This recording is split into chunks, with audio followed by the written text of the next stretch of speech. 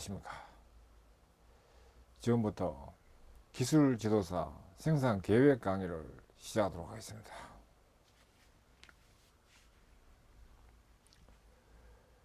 이번 시간에는 제5장 생산계획 통제 그리고 능력 공정계획 그리고 수요 예측에 대한 내용으로 먼저 제11강인 생산계획 및 통제 시스템 1에 대해서 보도록 합니다.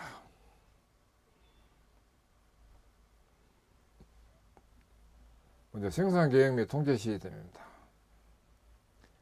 이에 관한 생산계획 및 통제 시스템의로서 먼저 생산계획 및 통제 시스템의 구조와 요소에 대해서 보겠습니다. 이것은 생산계획에서 가장 기본 뼈대에 해당되는 것으로서 중요합니다.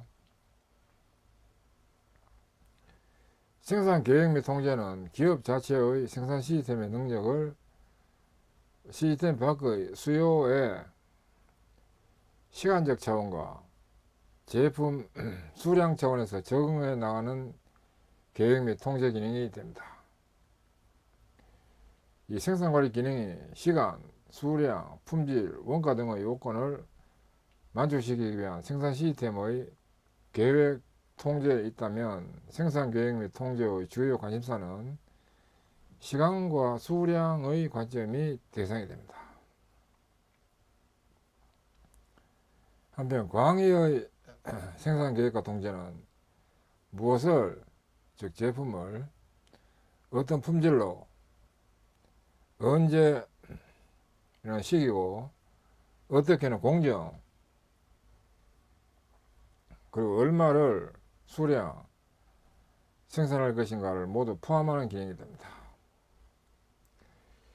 이 생산계획 및 통제에서 중요한 것으로서 총괄 생산계획의 상충되는 목적으로는 첫째, 고객 서비스 최대화,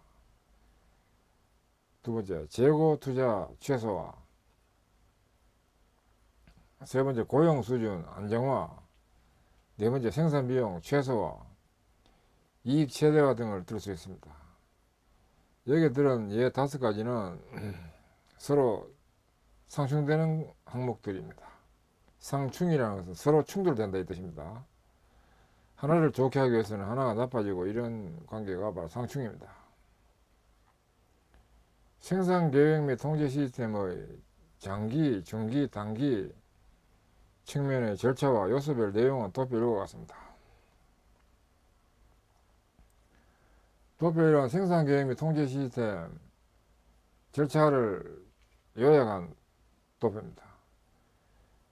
그게 장기계획, 중기계획, 단기계획, 공정관리로 이렇게 구성이 되는데 장기계획 관점에서 장기계획 2 내지 5년 정도를 보통 말합니다. 최후 경영층의 전략계획에 의해서 이 생산 시스템 설계가 됩니다. 생산 시스템 설계는 제품 설계, 공정 설계, 설비 배치, 방법 연구, 작업 측정, 공장 입지를 대상으로 하는 생산 시스템 설계인데 이 설계를 하면서 마케팅 계획과 또 상호 연계되게 하면서 설계되는 겁니다. 또한 그래서 재무 계획과도 서로 연계되게 해서 생산 시스템 설계가 되도록 합니다. 그 다음 이어가지고 중기 계획에 해당되는 6개월에서 18개월 정도의 계획을 중기 계획이라고 하는데 총괄 생산 계획이 이루어집니다. 이 총괄 생산 계획은 생산 수량 계획과 품종 계획, 품종이라는 것은 제품 종류의 뜻입니다.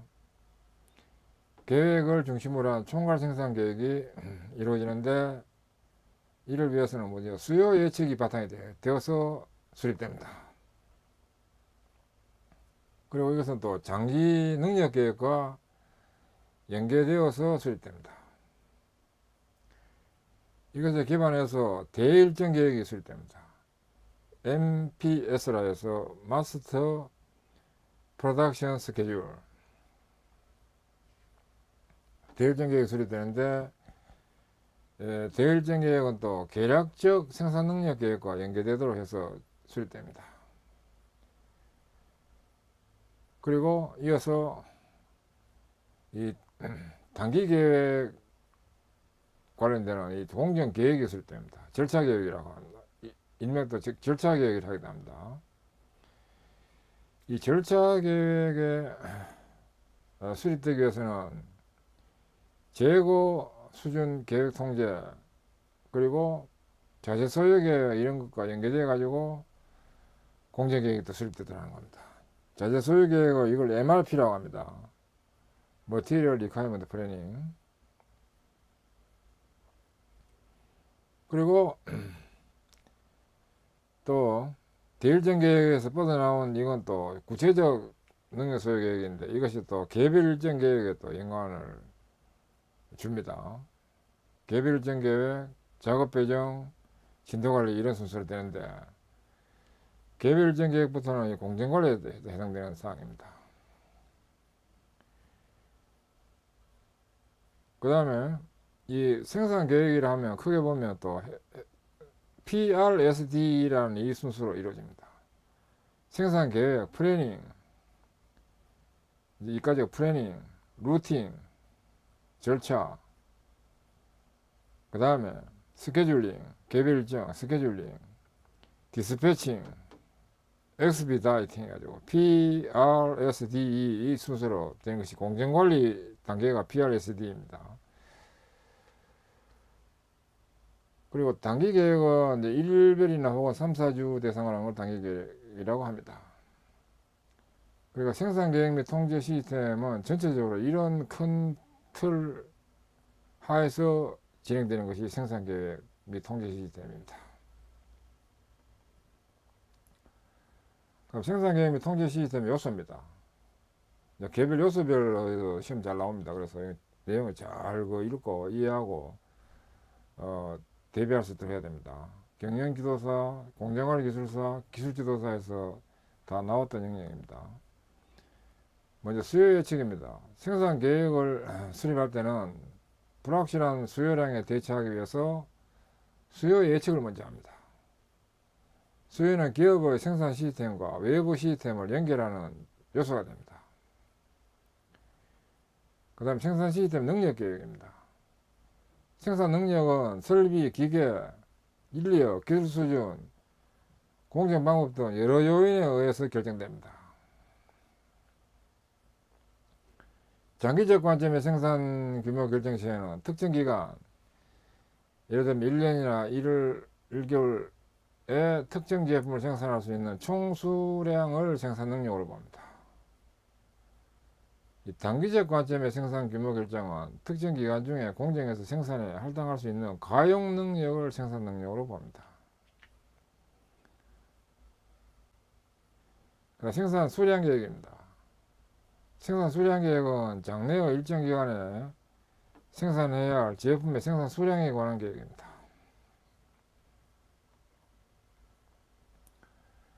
품종 계획입니다. 품종 계획은 제품 종류별 생산 계획이다 하는 뜻입니다. 품종 계획의 의의입니다. 품종 계획은 제품 종류별 생산 계획을 말하는데 이것은 기업 전체 관점에서 제품 종류의 최적 구성이 되는 제품 조합, 즉 프로덕트 믹스가 이루어지도록 생산하는 계획입니다. 제품 종류의 최적 구성 비율을 결정하기 위해서는 그 제품의 수익성이나 안정성, 성장성 등을 고려해야 하고 다양한 시장 수요와 공장의 생산 능력을 조정할 수 있도록 판매 부문과 생산 부문 간의 공동 협의가 있어야 됩니다. 제품 조합이란 공장의 생산 능력을 고려하면서 최대 이익을 추구할 수 있는 제품별 생산 비율을 기재하는 것입니다. 도표에는 생산 계획에 있어서 제품 조합이 차지하는 위치입니다. 제품 조합은 이제 이 위치인데 제품 조합이 되기 위해서 먼저 수량 일정에 관한 계획이 나오고 그 다음에 제품 조합이 검토되고 그 다음에 세부 생산 계획이 나오는 겁니다. 제품 조합은 또 방법론에 있어서는 손익분기점 분석과 선정계획법이 있습니다. 손익분기점 분석은 평균법, 기준법, 개별법, 절충법 해가지고 4가지 방법이 있습니다. 평기, 계, 절 이렇게 됩니다. 선정계획법은 도해법, 단체법, 정산법 해가지고 이렇게 됩니다. 단일체 이 뜻으로 이게 단체법입니다. 단체. 도해법, 단체법, 정산법, 도단전 이렇게 됩니다. 품종계획, 제품조합 방법입니다. 제품 종류의 최적 구성 비율을 결정하기 위한 방법에는 손익분기점 분석과 선정계획법 등이 있습니다. 손익분기점 분석에는 4가지가 있습니다. 평기 계절로 해가지고 평균법, 기준법, 개별법, 절정법. 제품 종류별로 단위당 한계이익률을 산출 후에 비교함으로써 한계이익률이 높은 품목을 중심으로 생산할 제품의 구성 비율을 결정하되 기업 전체의 손익분기점을 산출하여 전체적 성과가 유리하게 되도록 하는 방법입니다. 그리고 손익분기점에 있어서 이 브레이크 이븐 포인트 이게 손익분기점입니다. 손익분기점이 되는 매출액은 1-S분의 V분의 F로 이렇게 구합니다. 그리고 손익분기점이 되는 매출 수량은 스몰 p 스몰 v분의 F로 됩니다. 여기서 대문자 F 이것은 고정비, 대문자 V는 변동비, 대문자 S는 매출액, 세일즈, 이건 베리어블 코스트, 픽스트 코스트 이 뜻입니다. 스몰 p는 단위당 가격, 프라이스, 스몰 v는 단위당 변동비를 각각 의미합니다. 이 공식은 매우 중요합니다. 그래서 이거는 철저히 해가지고 완벽하게 이거는 좀 대비돼야 됩니다. 가장 기본이면서 중요합니다. 시험도 잘 나오고. 첫째, 평균법입니다. 하한계 이익률이 각기 다른 제품이 생산 판매되고 있을 때 이들 제품의 평균 한계 이익률을 계산해 가지고 손익분기점을 구하는 방법입니다. 예를 통해서 보도록 합니다. 손익분기점 분석의 평균법 사례입니다. K사의 매출액과 한계이익률이 다음과 같을 때 평균 한계이익률과 손익분기점을 산출하라. 단 고정비는 300만원이다. 제품별로 매출액과 한계이익률이 나와 있습니다. 이 경우에 이제 평균 한계이익률을 구하는 방법입니다. 평균 한계이익률은 W 제품의 지금 한계이익률이 지금 20%입니다. 그럼 20%에다가 꼬박이 하기를 매출액을 다 합치면 1100입니다. 근데 W 매출액이 400입니다. 그럼 1100분의 400을 곱해가지고 보면 한계이익률에다가 매출 비율을 곱하면 이 숫자 나오고 또 Y도 이 숫자, Z도 이 숫자 나오는데 이거 합치면 28.637% 됩니다. 이게 바로 평균 한계이익률로 된 숫자인데 평균 한계이익률과 손익분기점입니다. 평균 한계이익률은 지금 28.64%가 되고 손익분기점 매출액은 BEP는 BP 매출액입니다. 이 경우에는 BP 매출액은 1-S분의 V분의 F다. 분모에 있는 이게 바로 1-S분의 V라는 이게 바로 한계이익률입니다. 그래서 0.2864가 분모에 들어가고 F가 분자에 와서 계산되면 이게 1047만원이 손익분기점이 되도록 하기 위한 매출액입니다.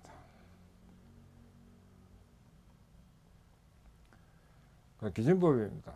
다품종 제품 중에서 대표적인 품종을 기준품종으로 선택하고 그 품종의 한계이익률로 손익분기점을 구하는 방법입니다. 예제 손익분기점 분석 기준법 사례입니다. 앞에 예제 1의 평균법에서 Z 품종이 대표적 품종으로 볼 수 있습니다. 이는 매출액이 최대이기 때문에. 그러면 이 품종의 한계이익률을 이용해서 손익분기점을 구하라. 또 평균법의 한계이익 이 315만원을 만족하기 위한 Z 품종의 매출을 구하라. 이 경우에는 Z 품종의 하반기 이익률이 지금 이 30%입니다. 그리고 손익분기점은 BEP는 1-SV 부분의 F로 0.30분의 300 하면 이거 1000만원입니다. 손익분기점이. 그리고 표 1은 평균법에서 새 품종의 하반기 이익 이 315만원 이걸 만족하기 위한 Z 품종의 매출액 계산을 해보면 이 WYZ 품종에 있어서 매출액이 나와 있고 하반기 이익률이 나와 있습니다. 하반기 이익률이 나와 있는데 이거를 그 28.64 이것은 그 315만원 이거를 1100으로 나누면 28.64가 되는 걸로 해가지고 현재 이제 구해지도록 이 계산하면 28.64 나옵니다. 그 다음에 하반기 이익액은 이거 매출액에다가 하반기 이익률 곱하면 하반기 이익이 나옵니다. 매출액 곱하기 하반기 이익률 하면 이게 하반기 이익액입니다. 요거 다 더하면 315가 됩니다. 315를 그리고 또 1100으로 나눴을 때 이게 28.64 되는 거고, 환산율은 이 Z 품종 이게 대표 품종이기 때문에 이게 30이고 20, 40, 30인데 요걸 이제 대표 품종이기 때문에 20은 20 나누기 30 하면 환산율이 이렇게 계산되고 40은 40 나누기 30, 30은 1이 되고 이렇게 돼가지고 환산율이 되는데, 환산 매출액은 어떻게 되느냐면 이거 매출액에다가 환산율을 곱해가지고 보면 이것이 267, 그다음 Y는 또 곱해보면 333, Z는 또 이거 1이기 때문에 450 이렇게 그대로 돼가지고 합치면 이거 1050이 됩니다. 평균법에서 새 품종 한기 315만원 요걸 만족시키기 위한 Z 품종의 매출액을 이와 같이 계산을 하는데, 즉 Z 품종을 1050만원이 판매하면 315만원의 한기이익을 얻을 수 있다가 됩니다. 또 이렇게 하지 않고 간단하게 계산하는 방법에 따르면 그 315만원 이것은 Z 매출액에다가 0.3을 곱하면 315가 되는데, 이 Z 매출액은 또 이거 나눠주면 1050 이렇게 되는 것이 됩니다.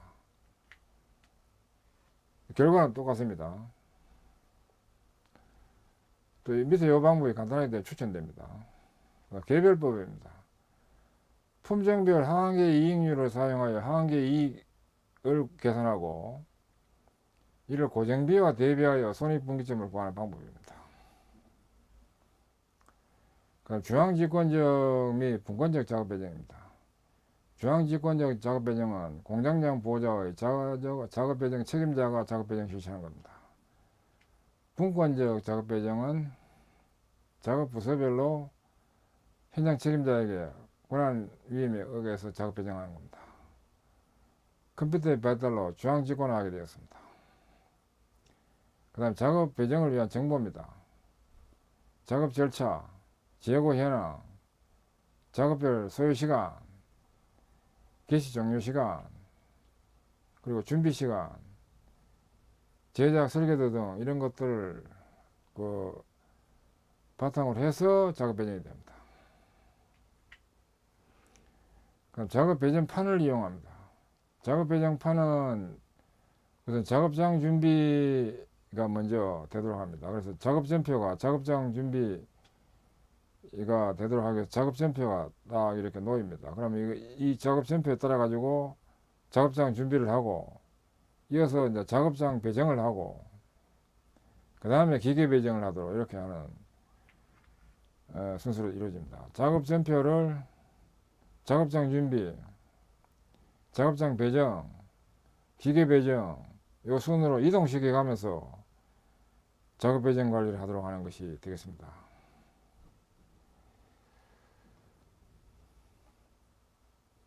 그 다음 공수계획과 열역관입니다.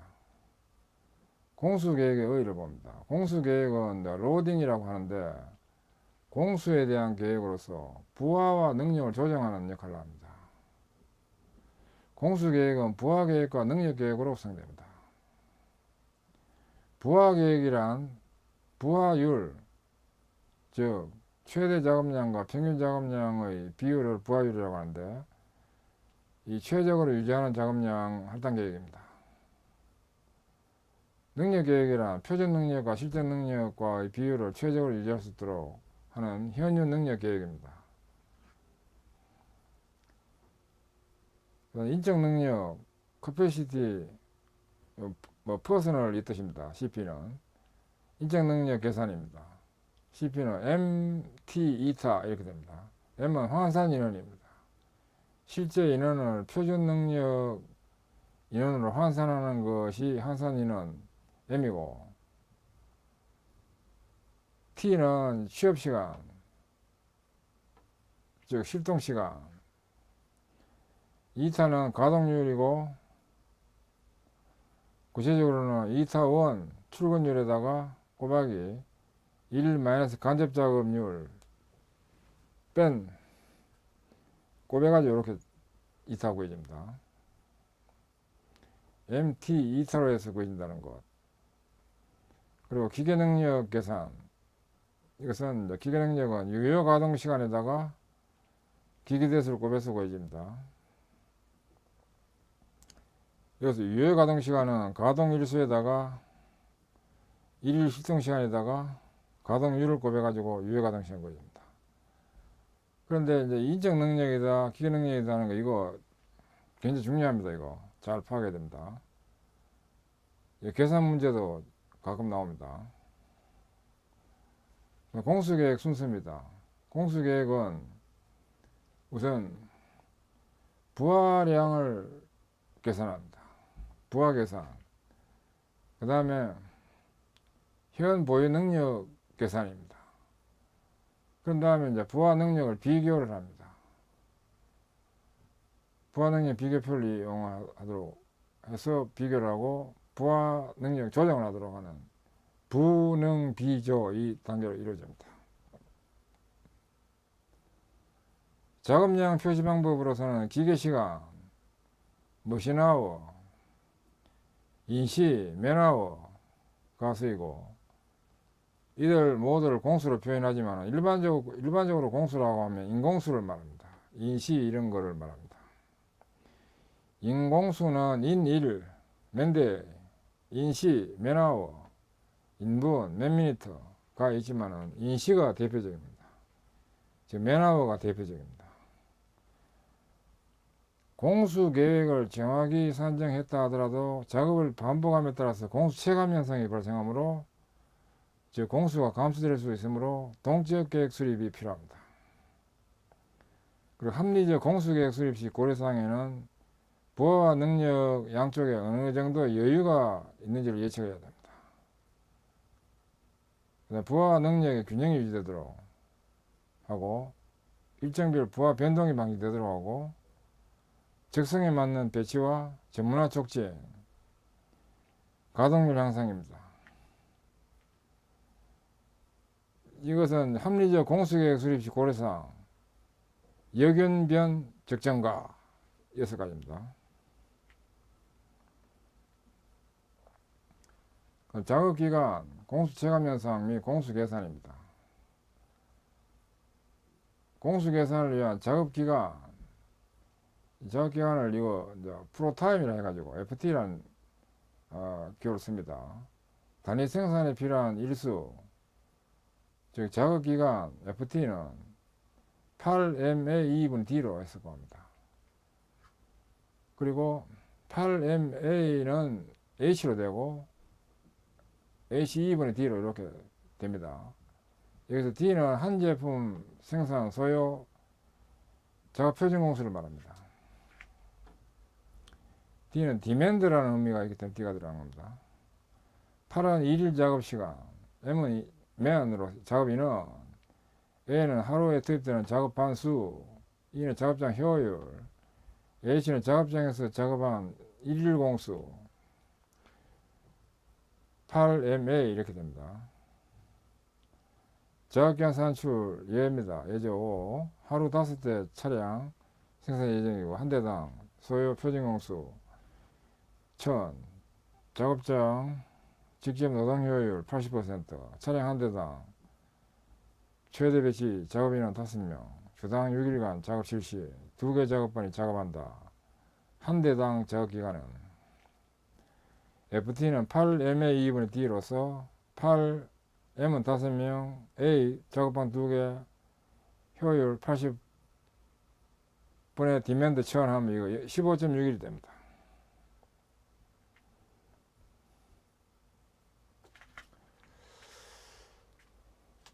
예, 지금까지 학습하시느라 수고하셨습니다. 감사합니다.